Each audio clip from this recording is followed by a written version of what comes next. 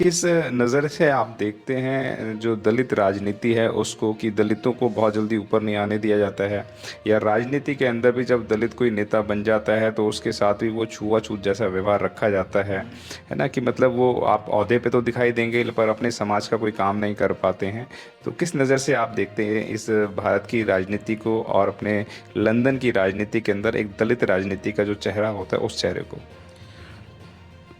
इसके अंदर सीधी सीधी चीज़ ये है कि अगर कोई भी समाज अगर एकत्रित नहीं होता है, अगर संगठित नहीं होता है, तो जी। उसका फ़ायदा हमेशा दूसरे लेते जी। हैं। वही चीज़ आज की डेट में हो रही है। अब हमारे नेताओं को और हमारे समाज के लोगों को भी, सिर्फ नेताओं को नहीं, ये चीज़ समझने की ज़रूरत है किस तरीके से हम लोग संगठित रहें, किस तरीके से हम अपने आप को एजुकेट करें। जैसे बाबा साहब ने बोला, एजुकेट, एजिटेट एंड ऑर्गेनाइज। जी। उसी सिद्धांत को फॉलो करते हुए आपको अपने आपसी मतभेदों को ख़त्म करके जी। तमाम छोटी छोटी जातियों को एक एक समूह बनाना पड़ेगा। जी। और काफ़ी लोग उस चीज़ पे ऑलरेडी काम कर रहे हैं। जी। फिर आपको पॉलिटिकल पावर में भी आना पड़ेगा। जी। जब आपके चुने हुए लोग एकत्रित होके, जी। क्योंकि आपकी ईमानदारी जो है, आपकी जब जो कंसोलिडेट होके आती है कि हम सभी लोग चुन के हम आपको भेज रहे हैं वहाँ पे as a representation, as a political leader, जी। कि आप हमारी ही मुद्दों को उठाएंगे, जी। तो उसका प्रभाव पड़ता है। जी। जैसा कि मेरे को याद है कि जब मैं छोटा था तो मैं उत्तर प्रदेश से रहने वाला था, उत्तर प्रदेश काफ़ी जाता था। बहन कुमारी मायावती वहाँ की 4 बार सीएम रही। जब मायावती जी वहाँ पे सीएम बनी तो उससे पहले ये होता था कि काफ़ी ज़्यादा कर्फ्यू होता था, सड़कें ठीक नहीं थी, और गाँव में गलियों में बहुत गंदगी रहती थी, और बिजली नहीं आती थी इस रही।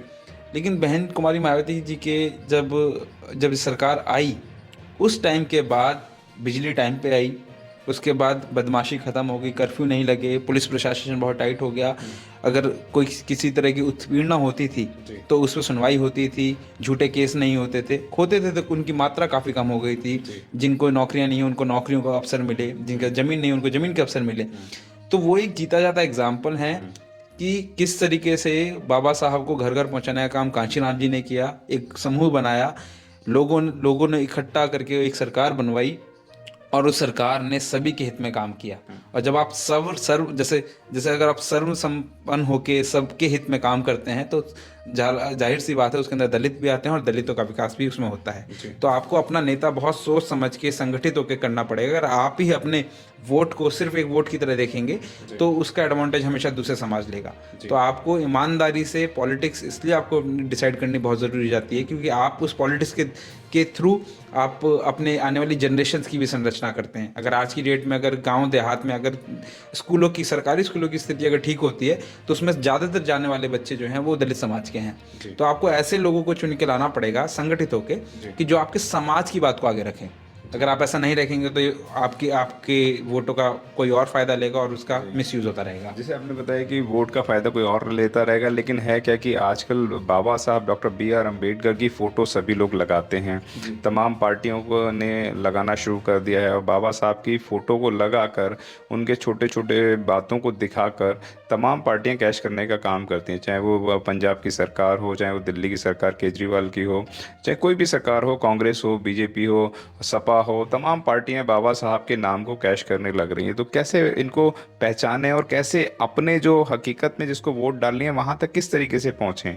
और युवा नेता भी बहुत सारे लोग आ गए हैं जो दिग्भ्रमित करने का काम करते हैं, वोटों को काटने का काम करते हैं, जिसकी वजह से एक मजबूत सरकार नहीं बन पाती है। तो क्या कहना चाहेंगे, किस तरीके से सच्चे अम्बेडकरवादी की पहचान करें या उस पार्टी को वोट दें जो उनके हकों की लड़ाई लड़ सकती है? और एक ही साथ में एक सवाल और रख देता हूँ, अगर हम सीधी बात करें तो क्या लगता है भारत की राजनीति के अंदर, जैसे अगर हम 4-5 पार्टियों को यहाँ पर लेते हैं, तो आपको क्या लगता है कि कौन अम्बेडकरवादी की सच्ची राजनीति करते हैं? हम बीजेपी की भी बात करेंगे, हम कांग्रेस की भी बात करेंगे, हम केजरीवाल सरकार की भी बात करेंगे, हम सपा की भी बात करेंगे, हम बसपा की भी बात करेंगे। तो क्या लगता है कि सच्चे अम्बेडकरवादी जो राजनीति है, या सही में कोई अगर बहुजनों के हित की कोई बात कर सकता है तो कौन कर सकता है? जी, सबसे पहले आपने बहुत बिल्कुल सही बात बोली कि आज की डेट में ये बहुत चलन है कि, और इस चीज़ को मैंने भी काफ़ी उठाया है कि अंबेडकर की फ़ोटो आप हमेशा देखेंगे कि वो इंटरनेशनल आइडल हैं। जी। और वो ऐसे मकाम पे पहुंच चुके हैं कि आप उनको इग्नोर नहीं कर सकते जी। हैं। और उसका श्रेय भी मैं देना चाहूँगा उनकी का खुद के अपने संघर्ष को। और दूसरा एक ईमानदार कौम जो कि दलित समाज से आती है, और उन्होंने बाबा साहब को जिंदा रखा हुआ है। जो लॉयल कम्युनिटी हुई, बाबा साहब ने तमाम लोगों के लिए काम किया, कॉन्स्टिट्यूशन लिखा, एक बेहतर देश का विकास किया, जो कि आज हम जिसमें हम सभी लोग बैठे हैं। लेकिन एक कम्युनिटी ऐसी है जिन्होंने बाबा साहब को जिंदा रखा अपने घर में, अपने दिलों में और इस समाज में। तो आज की डेट में क्या हो रहा है कि अंबेडकर से सबको प्यार है, अंबेडकरवादियों से नहीं है। यही चीज़ हम देखते हैं कि 14 अप्रैल मनाया जाता है, 6 दिसंबर मनाया जाता है, तमाम चीज़ें होती हैं, फूल चढ़ाए जाते हैं। लेकिन आप उन्हीं के घर में ये देख सकते हैं कि किस तरीका उनका व्यवहार, उनके यहाँ जो छोटी जाति की जिनको ये बोलते हैं, उनके यहाँ से आने वाले जो काम करते हैं उनके साथ उनका व्यवहार कैसा है, उनको वो कितना एक्सेप्टेबिलिटी देते हैं। काम वाले लोगों का दुनिया भर के सर्वे हैं कि वो लोग उनके बर्तन दूर रखते हैं। कोई कूड़े वाला देने वाला आता है तो उसको कूड़ा वाला बोला जाता है। पहले उनको हरिजन भी बोला जाता था, वाल्मीकि भी, भंगी समाज से होते हैं वो लोग। तो आप इस तरह की चीज़ें अभी भी डेली लाइफ में प्रैक्टिस कर रहे हैं। लेकिन आपको ये पता है कि दलित समाज इतना भावुक है, अम्बेडकरवादी समाज इतना भावुक है कि अगर उनके माई बाप, उनके लीडर बाबा साहब भीमराव अम्बेडकर को इज्जत दी जाएगी तो ये लोग इमोशनली होके हमारे साथ आ जाएंगे। यही एक सीधा सीधा कारण है। दूसरी चीज़ ये आती है कि कौन सच्चा अम्बेडकरवादी है और कौन नहीं है। इसका सीधा सीधा एग्जाम्पल मेरे हिसाब से ये हो सकता है कि आप उनकी इंटेंशंस को देखें, किस टाइम पे कौन लोग काम करना शुरू करते हैं, किस लेवल पे शुरू करते हैं, और कितनी इंटेंसिटी से करते हैं। जो ईमानदार कौम होती है वो अपने आइडियल्स को नहीं बोलती है, कितना इफेक्टिवनेस से करती है। तो सिमिलरली कौन लोग मौकापरस्त हैं उनको आप पहचानें, कौन लोग आपको फ़ायदा उठाना चाह रहे हैं।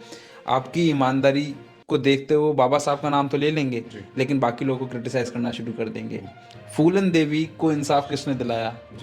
समाज ने नहीं दिलाया। फूलन देवी को हथियार लेना पड़ा। फूलन देवी ने अपनी इज्जत के लिए लड़ाई लड़ी, तो फूलन देवी जीता जाता एग्जाम्पल है।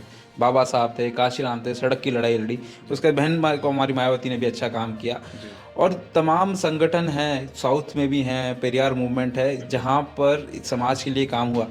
ऐसे लोग जो ऑलरेडी काम कर चुके हैं आप उन पर विश्वास कर सकते हैं। जो नए लोग हैं आप उनको थोड़ा समय दें, उनको परखें, और अगर आपको लगता है कि वो ईमानदारी से काम कर रहे हैं और वोट काटने का काम नहीं है तो आप उनके लिए भी बिल्कुल साथ में खड़े हों। जो कि डिवाइड एंड रूल की जो टेक्निक होती है दूसरी कम्युनिटीज़ की, वो आपके अंदर वो भरी जा रही है कि वो आपकी जाति से लोगों को खड़ा कर देंगे, लेकिन उनका इंटेंशन ये होता है कि लीडरशिप ग्रो ना हो दलितों में, कि उनका वोट कट जाए या फिर उनको आपस में लड़ा दिया जाए। आपको ये पहचानना होगा कि अगर आपके समाज की हित की कोई बात कर रहा है तो उसने काम करके कितना दिखाया है और किस तरीके से उसकी स्ट्रेटेजी है, किस तरीके से वो आपके साथ खड़ा है।